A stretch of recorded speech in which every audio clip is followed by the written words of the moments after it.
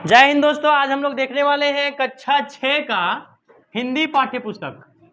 ठीक है, इसमें 9वां चैप्टर में हमारा है मानवीय रिश्ता। इस स्टोरी में हम लोग देखते हैं कि क्या कहता है।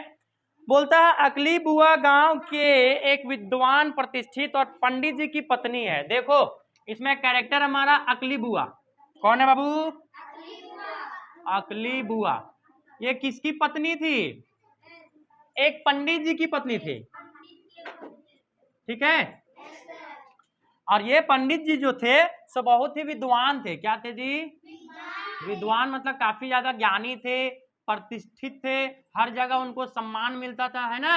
अच्छा, आप लोगों के घर में जब आते होंगे पंडित जी, काफी ज्यादा सम्मान मिलता है ना। बैठने के लिए देते होंगे, सबसे पहले प्रणाम करते होंगे, है कि नहीं।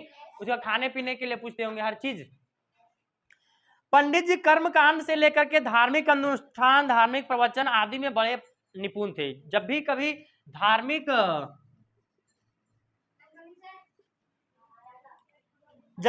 धार्मिक अनुष्ठान हुआ करता था, पूजा पाठ हुआ करता था, तो इनको जरूर याद किया जाता था। ठीक है, पंडित जी को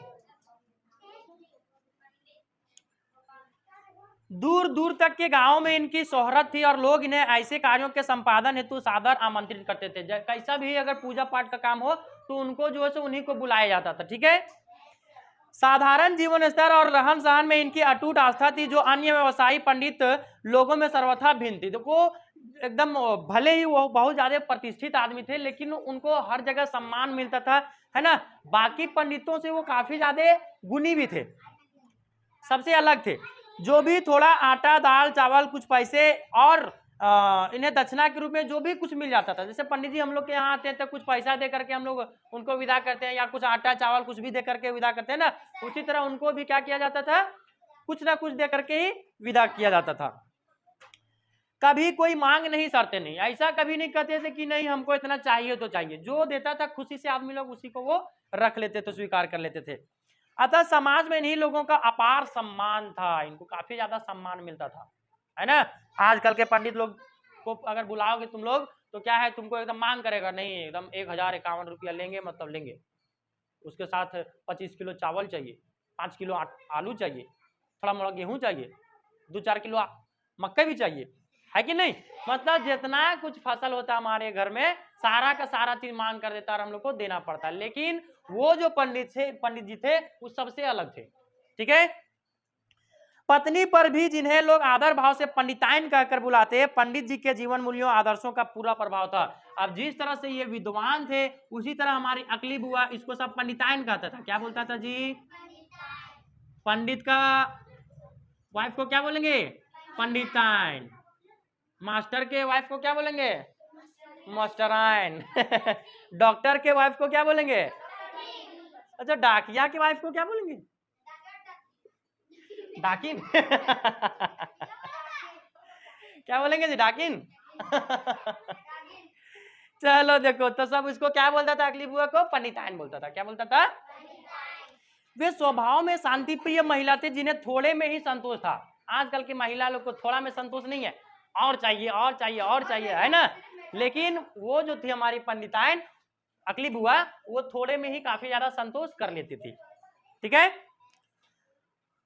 पंडित जी का स्वर्गवास हो गया। जा, पंडित जी क्या हो गए? स्वर्गवास हो गए, मतलब इनका डेथ हो गया, मृत्यु हो गया इनका। ठीक है, पंडिताइन अब अकेली पड़ गई, उसका बाल बुतरू नहीं था, अब अकेले पड़ गई बेचारी। कौन? हमारी अकली बुआ। उनके कोई संतान तो थी नहीं और ना ही था पंडित जी द्वारा संचित धन या कमाया। अब इतना ज्यादा भी कमा के नहीं रख दिए थे पंडित जी कि उस जिंदगी भर वो खा सके, है ना। साधारण से एक छोटा सा घर था, खपराइला मकान। उनका घर कैसा था जी? खपराइला। खपराइला मतलब समझते हो? खपड़े का, खपड़ा जो होता है मिट्टी वाला घर, वैसा ही घर था उनका। आंगन में 2 कमरे थे। कितना रूम था उनका? 2 कमरे, है ना।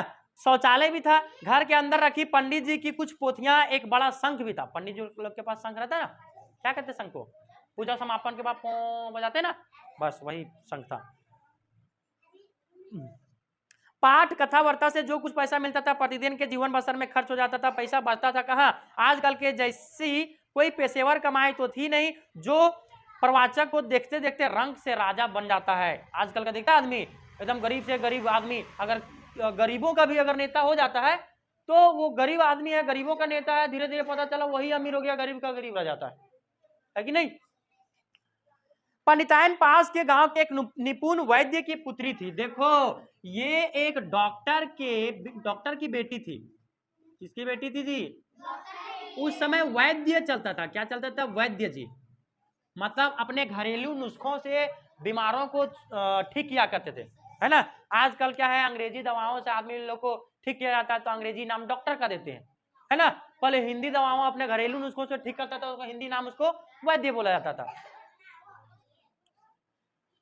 तो औपचारिक शिक्षा तो थी नहीं, पढ़े लिखे नहीं थे उतना ज्यादा। आजकल का डॉक्टर लोग बड़ा बड़ा पोस्ट लेकर के, बड़ा बड़ा डिग्री लेकर के डॉक्टर बनता है ना, लेकिन वो जो थे हमारे वैद्य जी, वो पढ़े लिखे नहीं थे, उनके पास कोई डिग्री नहीं थी, लेकिन हर चीज का इलाज वो जानते थे।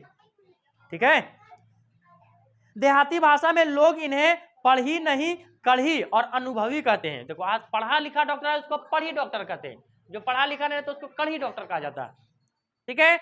जब कभी पंडित जी से इनकी नोक झोंक होती, आवेश में बोल उठती, जो पंडित के पत्रा वह पंडितायन के अचरा अर्थात जो कुछ आपके पत्र पोथी में लिखा है वही सब कुछ तो मेरे आंचल में ही भरा पड़ा है। मैं आपसे कोई कम विद्वान नहीं हूं पंडित जी महाराज। कौन कहते हैं? ये हमारी अकली बउआ पंडितायन जो रहती है वो कहती थी किससे? अपने पति पंडित जी से। ठीक है, कि आप किताब उताब से पढ़ करके मंत्र उंतर फूक देते हैं, है कि नहीं, लेकिन मैं भी कोई कम विद्वान नहीं हूं, मैं भी विद्वान हूं। ठीक है। विवाह पूर्व वे पिता की वैद्यगिरी की पुस्तकें रुचि से पढ़ती थी। जब शादी नहीं हुआ था इनका, किनका? पंडिताइन का, मतलब अकली बुआ का, जब शादी नहीं हुआ था तो इसके पिताजी का जो किताब हुआ करता था वैद्य का, उसको वो बहुत रुचि से पढ़ते थे, इंटरेस्ट लेकर के पढ़ती थी वो। ठीक है। साथ रहते रहते उन्हें देहाती जड़ी बूटियों और दवाओं का भी अच्छा ज्ञान हो गया था। पापा के साथ रहते थे, जो जो जिस जिस बीमारी का दवा हुआ करता था सारा चीज का वो दवा जान गई थी कि ये दवा कैसे काम आता है ना। विभिन्न बीमारियों के नुस्खे की भी जानकारी प्राप्त हो गई थी। कैसा कैसा नुस्खा है, कौन कौन बीमारियों का कौन कौन सा दवा है, सारा कुछ उनको ज्ञान था। किनको? हाँ, पंडिताइन को, अकली बुआ को। ठीक है। विवाहित होकर जब वे पंडित जी के यहाँ आई तो यहाँ भी खाली समय में गांव की महिलाओं बच्चों को दवा दारू निःशुल्क, दवा दारू दारू नहीं रे दवा निःशुल्क बताने में इनकी रुचि रही। जब शादी हो गया इनका पंडित जी से तो वहां गांव में जब बैठते थे महिलाओं के पास या बच्चों के पास तो वो दवा हुआ के बारे में सबको बताती रहती थी। ठीक है। उन दिनों गांव में ना तो एलोपैथिक दवाइयों के पढ़े लिखे प्रशिक्षित डॉक्टर उपलब्ध थे, ना तो पास कहीं अंग्रेजी दवाइयां मिलती थी। जब इनका शादी हुआ था तो उस समय कोई भी अंग्रेजी डॉक्टर नहीं था, अंग्रेजी दवा कोई नहीं देता था। ठीक है। अधिकतर लोग देसी दवाइयां ही उपयोग करते और अच्छे भी हो जाते थे। पंडिताइन की बताई हुई जड़ी बूटी की दवाइयों से कई लोग मलेरिया, मस्तिष्क ज्वर, खांसी, बुखार से निरोग हो जाते थे। जब भी किसी को मलेरिया बुखार पड़ता था, खांसी सर्दी होता था तो जो दवा वो बताती थी उसे वहां के लोग ठीक हो जाते थे। पंडिताइन की बताई हुई जड़ी बूटियों में ठीक हो जाते थे। अतः इनकी ख्याति उनके गांव से बाहर तक फैल गई। अपना गांव में तो वो अपना वर्चस्व लहराए हुए थे, लेकिन आस पास के जितने सारे गांव थे सारे के सारे लोग उनको जानते थे और वो एकदम प्रसिद्ध हो चुकी थी। ठीक है। स्वभाव से यह हंसमुख थी। हंसमुख मतलब समझता है, बात बात में हंसती थी, किसी के ऊपर गुस्सा वगैरह नहीं करती थी। मिलनसार थी, मृदुभाषी थी, अतः महिलाओं में शीघ्र घुल मिल जाती थी। अरे महिला लोग आजकल सबसे घुल मिल जाती है कि नहीं, लड़ाकिन रहे या तो हंसमुख चेहरा वाला ले, सबसे एकदम बतियाना शुरू कर देती है।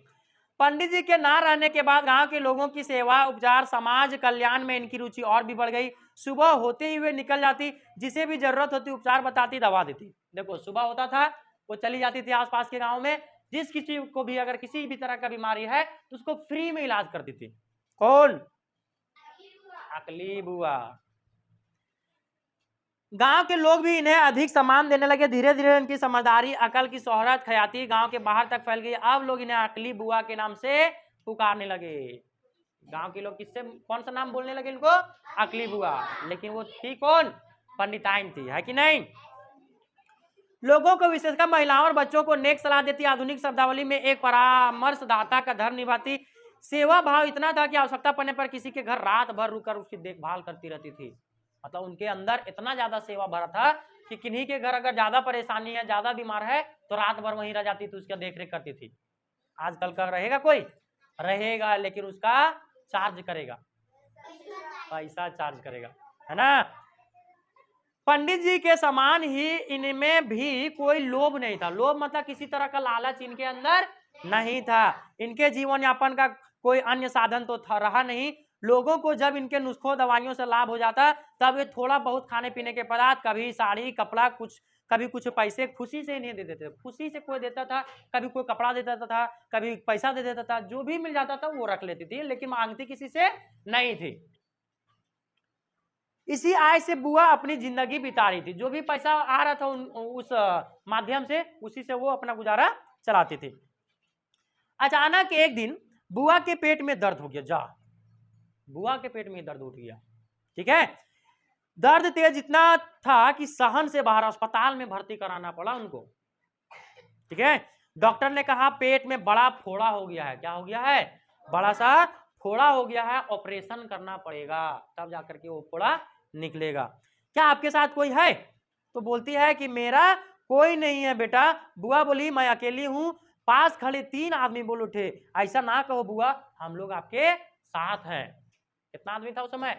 3 आदमी। क्या बोलता है कि ऐसा मत कहो कि मैं अकेली हूं, हम लोग सब आपके साथ हैं।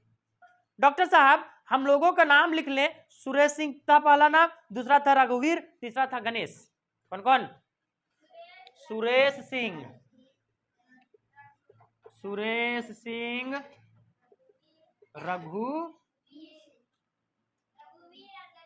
रघुवीर और गणेश। 3 आदमी उस समय था, ठीक है।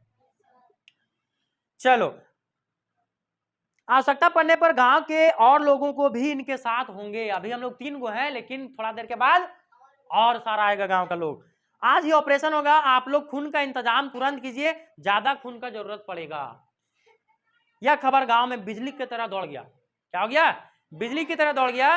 देखते देखते मर्द औरतों की जमघट अस्पताल पर लग गई। बड़े डॉक्टर आए, पूछे कि यह भीड़ कैसी? हम सभी अपनी बुआ को अपना खून देंगे, क्या आप सभी खून देंगे? डॉक्टर साहब इतना क्या, पूरा गांव खून देने हेतु यहाँ दौड़ पड़ेगा। वो सिर्फ कुछ यूनिट ही खून मांगा था, लेकिन सारे लोग क्या बोले कि आप थोड़ा नहीं, पूरा गांव का आदमी लोग खून देने के लिए तैयार है। बुआ तो हमारे गांव की जान है। क्या है जी? गांव की जान। गांव के लोगों के लिए अपना खून पसीना एक करती है। डॉक्टर आश्चर्यचकित हो गया। क्या हो गया? आश्चर्यचकित हो गया। क्या कभी ऐसा इंसान देखा है? नहीं देखा। इसी बीच रहीम खान, कौन आ जाता है? रहीम खान वहां पर आ पहुंचता है ना।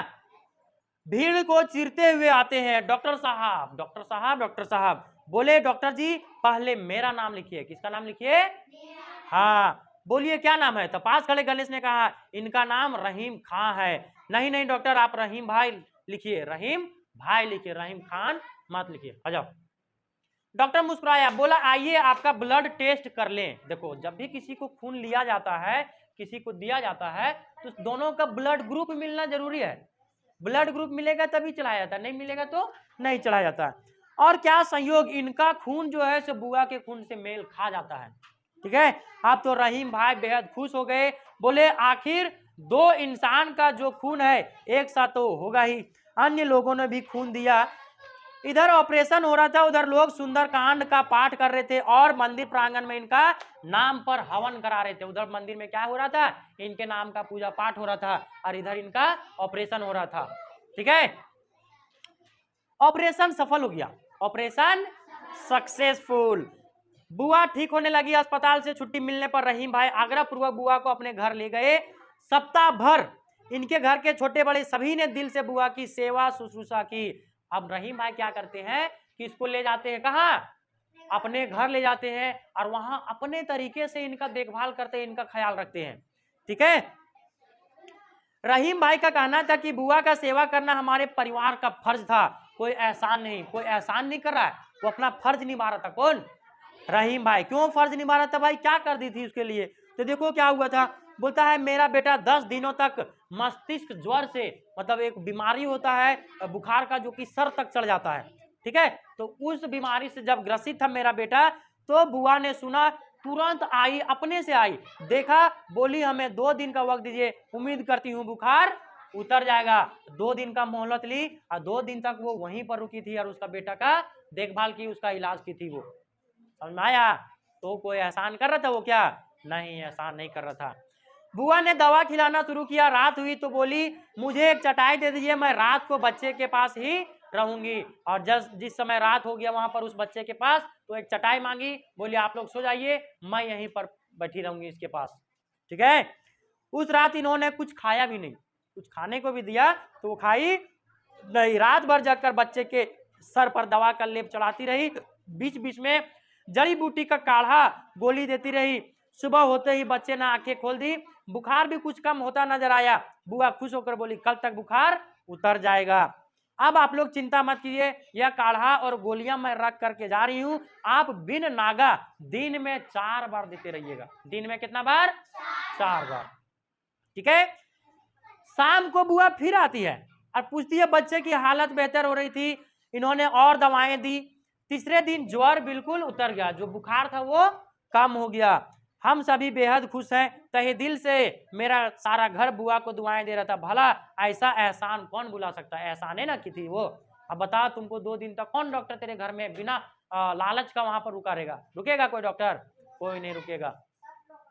बुआ जी हमारी असली बुआ बन गई और अब तो यह रिश्ता खून में बदल गया। खून में बदला कि नहीं बदला? रहीम भाई दिया था ना अपना खून जी, तो खून का रिश्ता हुआ कि नहीं? हाँ। रहीम भाई बड़े फक्र से कहते हैं, भेदभाव छोड़, ऐसा पारिवारिक सौहार्द देखकर गांव के लोग भी प्रसन्न हैं, परस्पर बात करते हैं। यही तो है वास्तविक मानवीय रिश्ता। इसी पर हमारा जो है सो कहानी बना है। वो असली मानव का जो रिश्ता होता है वो निभाए रहीम भाई। वो चाहते तो वो उनको भुला सकते थे अकली बुआ को, लेकिन भुलाए क्या? नहीं भुलाए। जिसके लिए आज समाज आतुर है। देखो पूरा पूरा गांव उसके लिए था ना जी व्याकुल कि अकली बुआ ठीक हो जाए, है कि नहीं?